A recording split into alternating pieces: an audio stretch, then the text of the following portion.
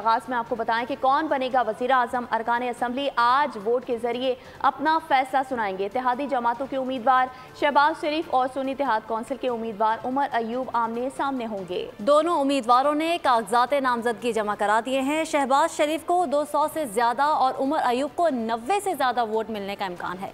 वजारत उस्मा के लिए 169 वोट दरकार है। तकरीब हल्फ बर्दारी पीर को ऐवान सदर में होगी।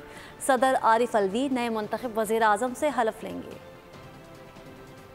कौन होगा वजीर आजम पाकिस्तान, फैसला इतवार को होगा। इत्तेहादी जमातों के उम्मीदवार शहबाज शरीफ और सुन्नी इत्तेहाद कौंसिल के उमर अयूब मुकाबले में हैं। दोनों उम्मीदवारों के कागजात नामजदगी मंजूर हो चुके। इलेक्शन में शहबाज शरीफ को 200 से ज्यादा वोट मिलने का इम्कान है। उमर अयूब को 90 से ज्यादा वोट मिल सकते हैं। कौमी असम्बली में मखसूस नशिस्तें मिलने के बाद नून लीग के नंबर सबसे ज्यादा 108 हैं। 14 मखसूस नशिस्तें मिलने के बाद पीपल्स पार्टी के 68 अरकान है। MQM को 5 मखसूस नशिस्तें मिली थी, जिसके बाद मुत्तहदा अरकान की तादाद 22 है। काफ लीग के 5 और इस्तेहकाम पाकिस्तान पार्टी के 4 अरकान भी इत्तेहाद का हिस्सा हैं। दूसरी जानिब मखसूस नशिस्तों के बगैर सुन्नी इत्तेहाद कौंसिल के 91 मुंतखब अरकान असेंबली में हैं। 8 नशिस्तों वाली JUI ने किसी भी उम्मीदवार की हिमायत न करने का ऐलान कर रखा है।